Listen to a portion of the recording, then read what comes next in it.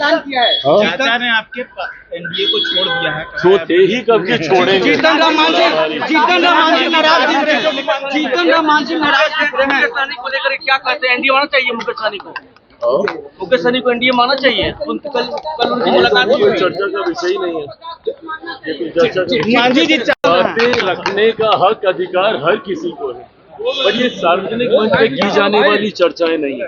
गठबंधन के भीतर चर्चा होगी जिसका जितना हक अधिकार सम्मान के साथ उनको दिया जाए। Thank you. इंडिया अलायंस की बैठक होगी और तो ठीक है, करें बैठक भाई, क्योंकि इन लोगों के बीच में तो बहुत ही विवाद है। जिस तरीके से कांग्रेस और हम बार बार इस बात को कह रहे हैं, वर्चस्व की लड़ाई गठबंधन के घटक दलों के बीच चल रही है। नमस्कार, आप हैं न्यूज़ 4 नेशन पर। मैं आपके साथ विजय सिंह। कल महागठबंधन की बैठक है, वो होनी है, जिसको लेकर केंद्रीय मंत्री चिराग पासवान से जब सवाल किया गया तो उनका साफ तौर पे कहना है कि देखिए, वो गठबंधन में वर्चस्व की लड़ाई है। जिस तरह से सीएम फेस को लेकर जो घमासान महागठबंधन में मचा हुआ, उसको लेकर कहते हुए नजर आ रहे हैं, और वहीं अपने चाचा को लेकर बड़ा बयान देते हुए नजर आ रहे हैं चिराग पासवान। और क्या कुछ कर रहे हैं, पहले सुनिए उनकी बातों को। चाचा ने आपके एनडीए को छोड़ दिया है। छोड़ते ही कब के छोड़ेंगे। जीतन राम मांझी नाराज दिख रहे हैं। जीतन राम मांझी नाराज दिख रहे हैं। मुकेश सहनी को लेकर क्या कहते हैं? एनडीए मानना चाहिए मुकेश सहनी को। मुकेश सहनी को एनडीए मानना चाहिए। कल उनकी मुलाकात हुई। चर्चा का विषय ही नहीं है। ये कोई चर्चा का मांझी जी अंकल बोले हैं और प्रकाश चौधरी बोले हैं 25 में मुख्यमंत्री नीतीश कुमार ही सीएम फेस होंगे। हाँ, तो उसमें किसको डाउट है भाई। हम लोग तो कह ही रहे हैं कि गठबंधन का हिस्सा, गठबंधन का चेहरा उन्हीं के नेतृत्व में चुनाव लड़ा जाएगा और एक बार फिर से मौजूदा मुख्यमंत्री 2025 बिहार विधानसभा चुनाव परिणामों के बाद फिर से मुख्यमंत्री पद की शपथ लेंगे। इसमें किसको डाउट है। बातें रखने का हक अधिकार हर किसी को है, पर ये सार्वजनिक मंच पे की जाने वाली चर्चाएं नहीं है। गठबंधन के भीतर चर्चा होगी जिसका जितना हक अधिकार सम्मान के साथ उनको दिया जाए। Thank you. नेशनल हेराल्ड को लेकर के कांग्रेस ने आज प्रदर्शन की है, कैसे देख रहे हैं, क्या कहेगा? देखिए, ये तमाम जांच का विषय है। अगर इसमें कोई दोषी है तो जरूर कार्रवाई होगी। कानून से ऊपर तो देश में कोई नहीं है ना।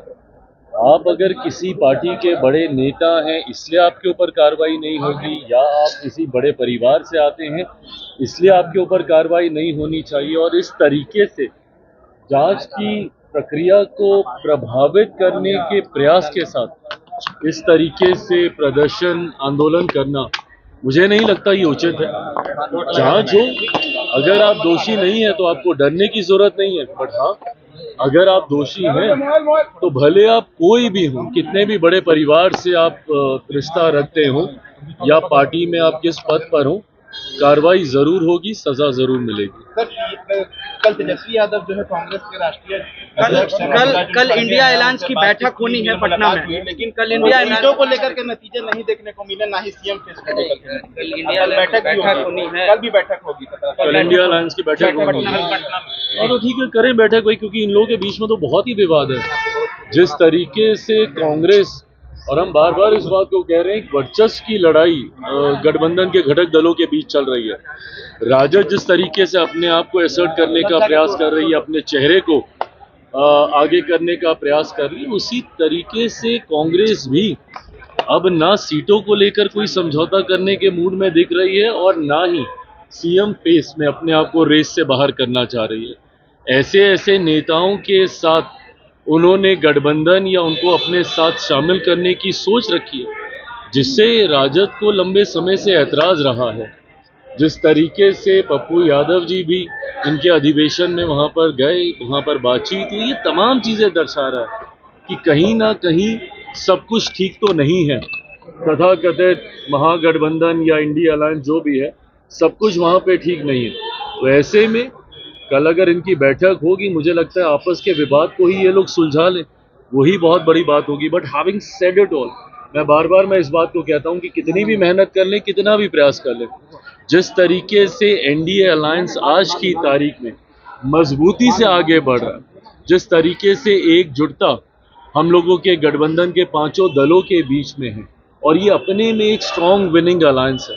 जिस तरीके से हमारे देश के प्रधानमंत्री बार बार बिहार आने का वो काम कर रहे, लोकसभा के दौरान किए गए अपने वादों को पूरा करने का काम कर रहे हैं। आदरणीय गृह मंत्री जी जब आते हैं उस वक्त हम लोग एनडीए के पांचों दल एक साथ बैठते हैं, तो जहां एक तरफ हमारी ताकत एक बड़ी जीत की ओर हम लोगों को अग्रसर कर रही है, तो वहीं दूसरी तरफ बिखरा हुआ विपक्ष स्वयं अपने आप को तबाह करेगा। ये आने वाले परिणामों में देखने तेजस्वी को यादव कह रहे हैं एनडीए से मुक्ति दिलाएंगे।